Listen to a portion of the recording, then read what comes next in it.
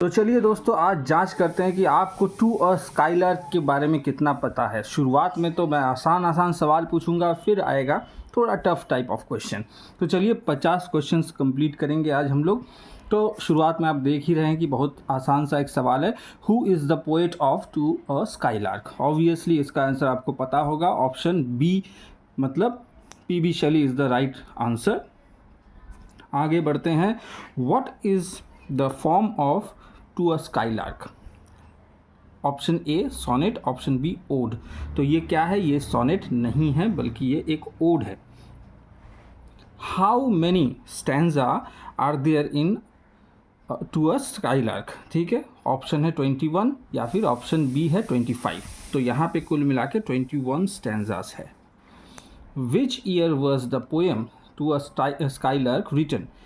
किस साल में लिखा गया था? 1818 या फिर 1819। तो सही जवाब है 1819 में लिखा गया था। Question number 5, what does the skylark symbolize in the poem. Option A eternal joy and inspiration, option B material wealth.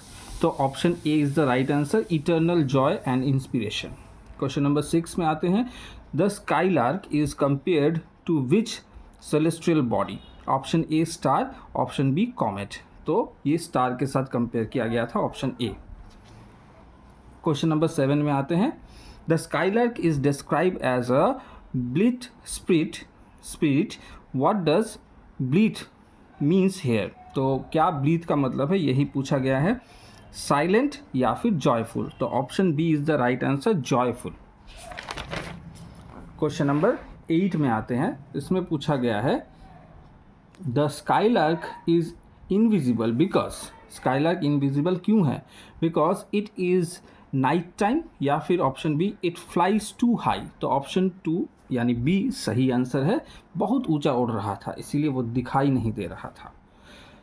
The skylark song is compare to, किससे कंपेयर किया गया है इस गाने को, संगीत को किसके? स्काईलार्क के। Option A a cloud of fly और अ वाटरफॉल। तो option A is the right answer, cloud of fire, not fly. तो cloud of fire is compared as the skylark song. Question number 10, the skylark sings from tree branch और heaven. तो सही answer है heaven according to the poem. Shelley compare the skylark song to the light of a star या फिर the moon. तो right answer है Shelley compare the skylark song to the light of star, not a moon, not the moon. Question number 12 में आते हैं। The skylark song is linked to the fragrance of, option A rose या फिर option B an unseen flower. तो option B is the right answer, ये एक unseen flower से इसको लिंक किया जा रहा है। Question number 13, the skylark is compare to poet hidden in thought और या फिर option B unseen creature. The right answer poet hidden in thought. Question number 14 में आते हैं। The skylark song resembles the sound of, option A a wedding chorus, option B a flute. तो इसका सही answer है अ फ्लूट। तो एक flute के साथ इसको रिजेंबल किया जा रहा था कि ऐसा लग रहा था कि कोई बांसुरी बजा रहा है। The skylark is also compare to a maiden in a tower और option B maiden in a palace. तो यहाँ पे टावर की बात कही गई थी, maiden in a tower. Question number 16 पे आते हैं। The central theme of the poem is contrast between human sorrow and bird's joy, option B industrial revolution and beauty of nature। तो option A is the right answer, contrast between human sorrow and bird's joy। Question number 17, Shelley considers the Skylark song superior to। तो किससे भी ज़्यादा superior माना गया था ये पूछा जा रहा है। Option A human poetry, music and happiness, option B human development and philosophy. तो यहाँ सही आंसर ए है, human poetry, music and happiness. Human happiness is always mixed with pain and sorrow या फिर जॉय एंड फेट। तो pain and sorrow के साथ इसका मिश्रण होता है। क्वेश्चन नंबर 19 में आते हैं। Shelley calls the skylark a spirit of love, a spirit of joy. तो इसका सही आंसर है spirit of joy. The skylarks joy is consider artificial या फिर ऑप्शन बी इटर्नल। तो ऑब्वियसली इसका सही जवाब है स्काईलार्क का जो जॉय है उसे कंसीडर किया था eternal. Question number 21, the opening line addresses the skylark as. क्या बोला गया है ओपनिंग लाइन में, किस तरह से एड्रेस किया गया है? Option A hail to thee blithe spirit, option B bright messenger of heaven. तो सही आंसर है hail to thee blithe spirit.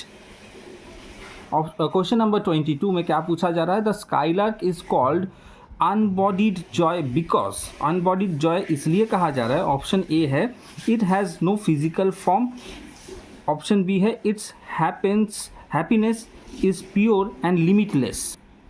तो इसका सही आंसर है its happiness is pure and limitless. अब आते हैं अगले क्वेश्चन में 23।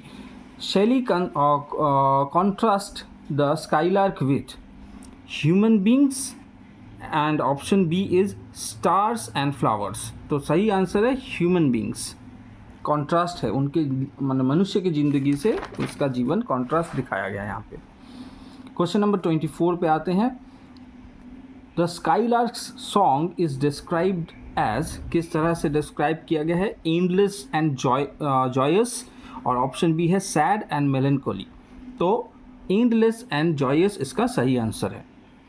क्वेश्चन नंबर 25 में आते हैं। The skylark is like a poet hidden in the, option A light of thought, option B space of thought. तो सही आंसर है light of thought. Question number 26, what does Shelley request the skylark to teach him. क्या teach करने के लिए कह रहे हैं? द मीनिंग ऑफ लव या फिर the art of pure joy. तो आर्ट ऑफ प्योर जॉय ये सही आंसर है। Question number 26, Shelley wishes to learn the birds. क्या विश कर रहे हैं कि वो उसे लर्न करे? Option A spirit of happiness या फिर स्पिरिट ऑफ फ्लाई। तो सही आंसर है इसका spirit of happiness. Question number 28, if Shelley could learn from the skylark he could. अगर वो लर्न करते हैं तो वो क्या करेंगे? Option A become immortal, option B inspire mankind with his poetry. तो सही आंसर है inspire mankind with his poetry. अपनी कविता को लोगों को इंस्पायर करेंगे अपनी कविता के द्वारा। शैली believes that human life is a mix of Joy and sorrow, option be completely sorrowful. तो ऑब्वियसली ऐसा हो नहीं सकता completely sorrowful, a mix of Joy and sorrow. A is the right answer. What literary device is prominent in the line hail to the bleat spirit? मतलब ये शुरुआती line क्या describe कर रहा है यहाँ पे आपको? एक है कि यहाँ पर्सोनिफिकेशन है या फिर एपोस्ट्रॉफी का इस्तेमाल किया गया है। तो इसका सही जवाब है ये एक एपोस्ट्रॉफी फिगर ऑफ स्पीच है, पर्सोनिफिकेशन नहीं है। क्यों नहीं है ये बता रहा हूँ, क्योंकि एपोस्ट्रॉफी का मतलब होता है, यहाँ पे मैंने थोड़ा डेफिनेशन भी लिखा हुआ है एपोस्ट्रॉफी क्या होता है। A rhetorical device where a speaker directly addresses someone और something that is not present और कैन नॉट रेस्पॉन्ड। तो यहाँ पे चिड़िया एक ऐसा एक चिड़िया है जिसको हेल किया जा रहा है, यानी बात तो कर रहा है कवि उसके साथ मगर सच में वो वहाँ प्रेजेंट नहीं है। तो इस तरह का चीज़ जो प्रेजेंट नहीं होता है मगर हम फिर भी उसे एड्रेस करते हैं तो उसे एपोस्ट्रॉफी फिगर ऑफ स्पीच में लाया जाता है। तो अब आते हैं question number 31, which of these is one of the comparisons शैली फॉर द स्काईलार्क सॉन्ग। तो क्या कंपेरिजन है यहाँ देखेंगे हम लोग। Option A the chipping of cricket या फिर option B a glowing warm shining in the night. तो ऑब्वियसली इसका सही आंसर होगा a glowing worm shining in the night. Question number 32. Like a star of heaven in the broad daylight is an example of, ये किस चीज़ का example है? Like a star बोला गया है, तो ऑब्वियसली लाइक का मतलब आप जोड़ सकते हैं ये सिमिली के साथ जा रहा है, तो ये मेटाफर नहीं है, सिमिली है। तो आपको बता दूं, जिनको नहीं पता, एज और लाइक लगाने से हम उसे सिमिली में डालेंगे, और जो डायरेक्ट कंपैरिजन होगा जिसमें हम लाइक और एज का इस्तेमाल नहीं करते उसे मेटाफर कहा जाता है। आगे बढ़ते क्वेश्चन नंबर 33 में। In the poem what does Shelley say about human laughter and sorrow? Option A, they are pure and untrained. Option B, they are always intertwined. तो सही आंसर है option B, they are always intertwined. Question number 34, the tone of the poem is A option है neutral, option B है joyful and admiring. तो option B सही है, joyful and admiring.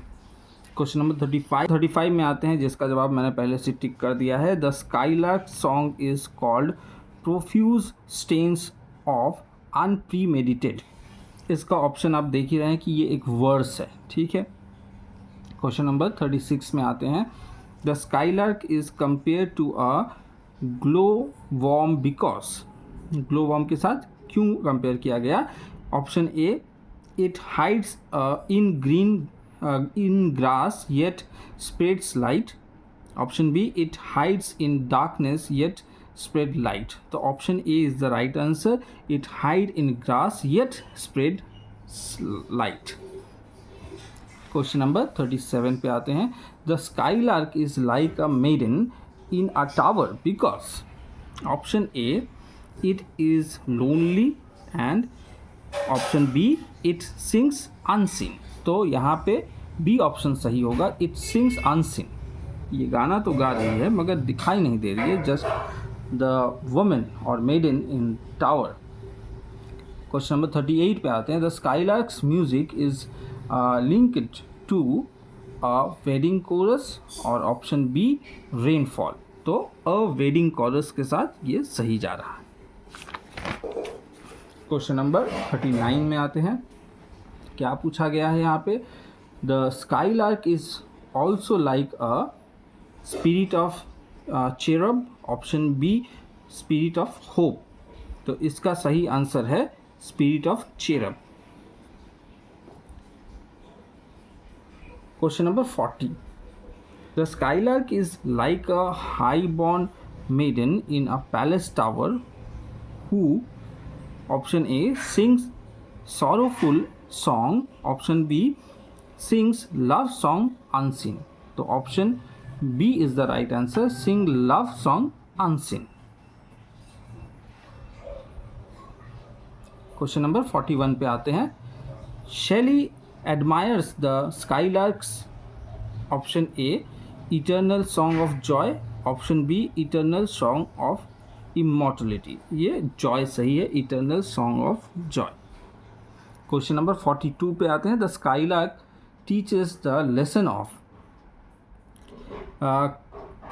Option A है contentment या फिर satisfaction, option B है pure and inspiration. तो option B is the right answer, pure joy and inspiration. Question number 43, human laughter is always tinged यानी coloured with fear and sorrow and hope and truth. तो सही answer है fear and sorrow.